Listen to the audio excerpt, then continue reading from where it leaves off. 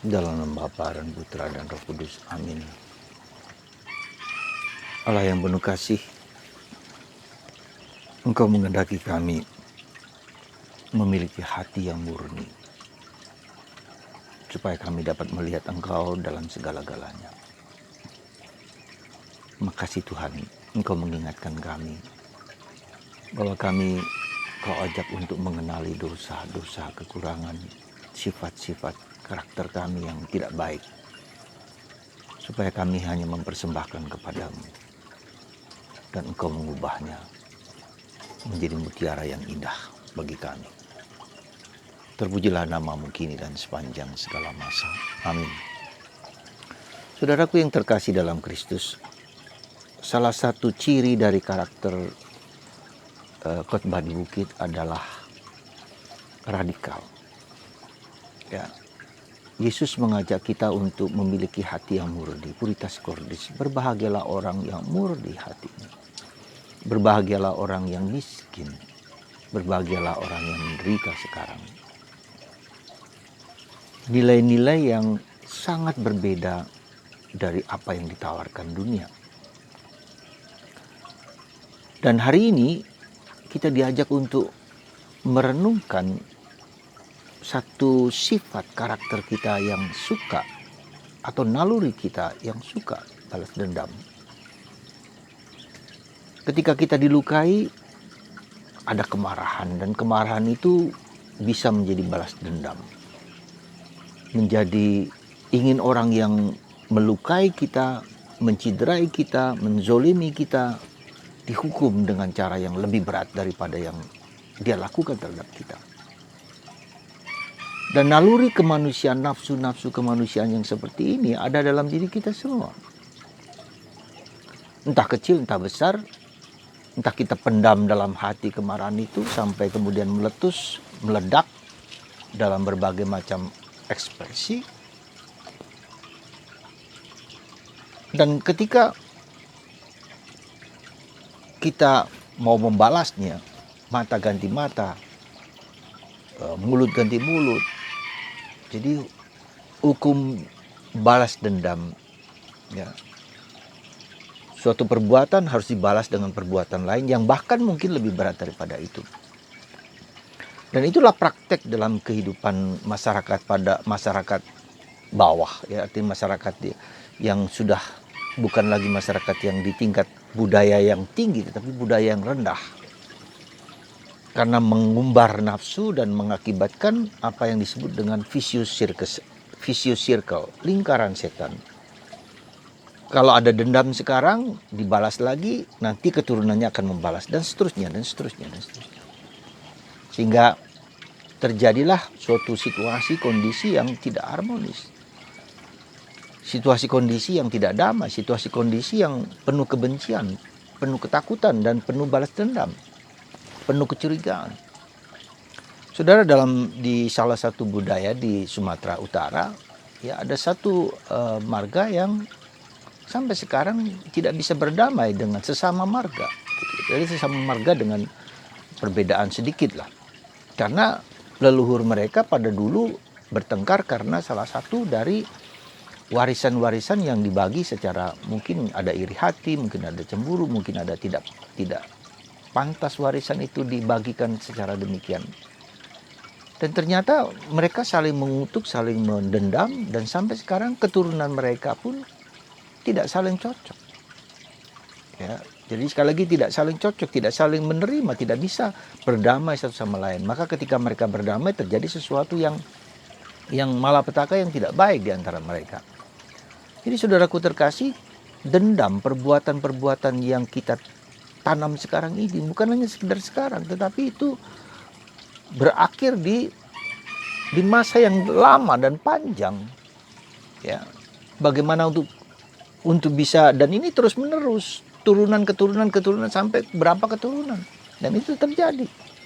Mau percaya atau tidak percaya, dan memang terjadi. Ya, karena leluhurnya saling mendendam.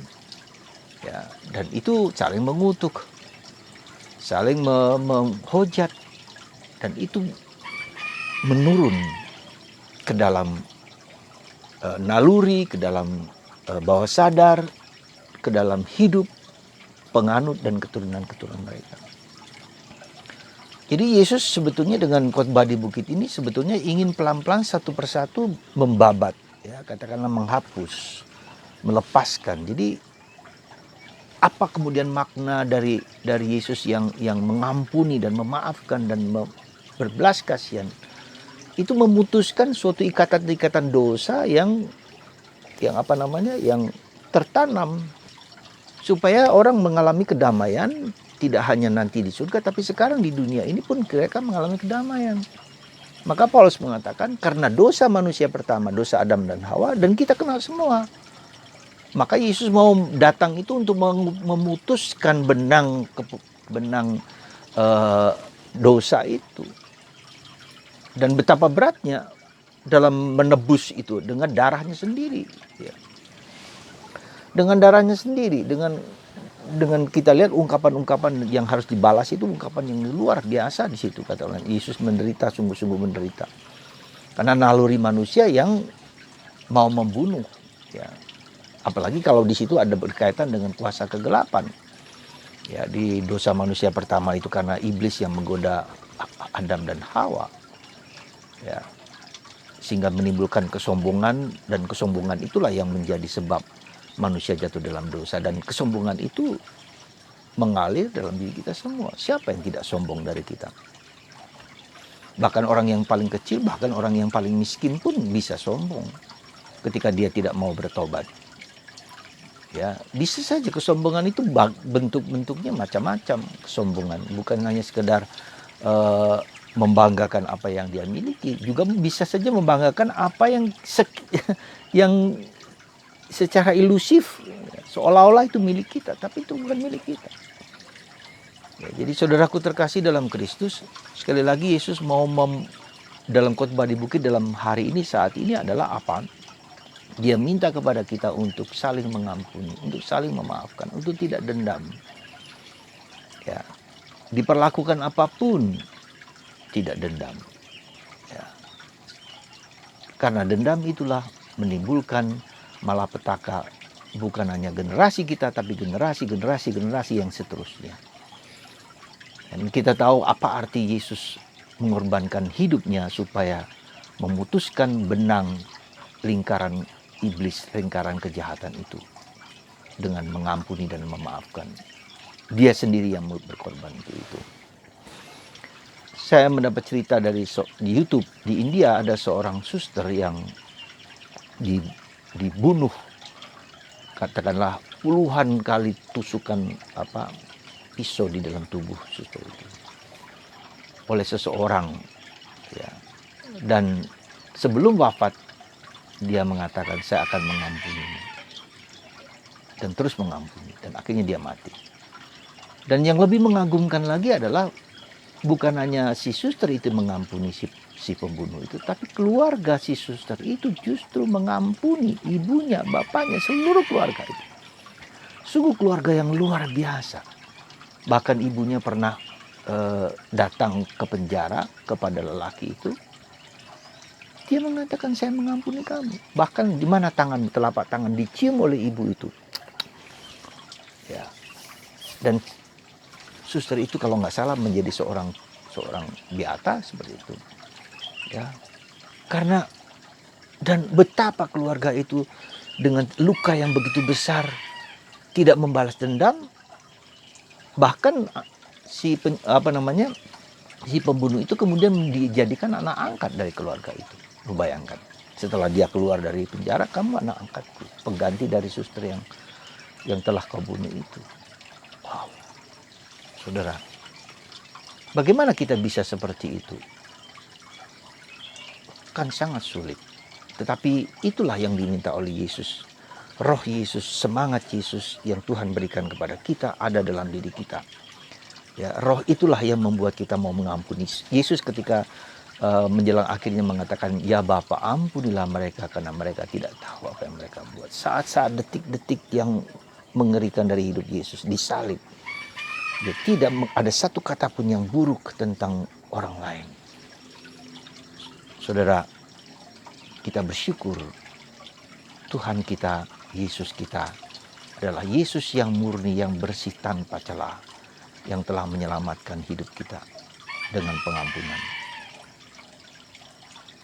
Dan semoga dalam hari-hari ini ketika kita memasuki batin kita yang terdalam, memasuki relung-relung kita yang terdalam ke akar dosa kita, kita bersyukur kalau kita mengingat, mengenali dosa-dosa kelemahan kita. Sekali lagi kita bersyukur.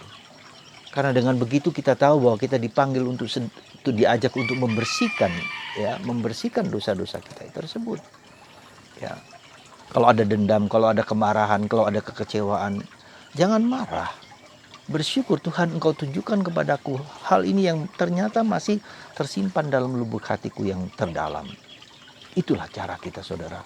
Dan kalau kita tidak mengingat itu, lalu kita persembahkan ke dalam hati kudus Yesus. Yesus, ku persembahkan kemarahanku kepada seseorang, ku persembahkan dosaku, ku persembahkan dendamku, ku persembahkan apa saja ke dalam hati kudusmu. Biar Engkau sendiri yang mengambil beban-beban dalam diriku, supaya aku menjadi murni, bersih, seperti yang Kau kehendaki sendiri bagi kami. Saudara, semoga hari ini Anda dan saya dan kita semua mengampuni. Dan kalau kita tidak bisa mengampuni dengan mulut kita, kita latihan, Tuhan, ampunilah aku orang berdosa ini, ampunilah aku orang berdosa ini, ampunilah dia orang yang berdosa ini, ampunilah. Terus kita daraskan, kita usahakan, ya.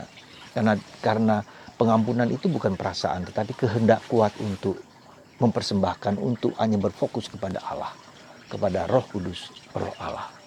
Semoga Tuhan memberkati Anda, berkati kita semua, dan dikuatkan untuk memiliki sikap yang mengampuni sekarang dan selalu, kapanpun. Tuhan memberkati Anda dalam nama Bapa dan Putra dan Roh Kudus. Amin.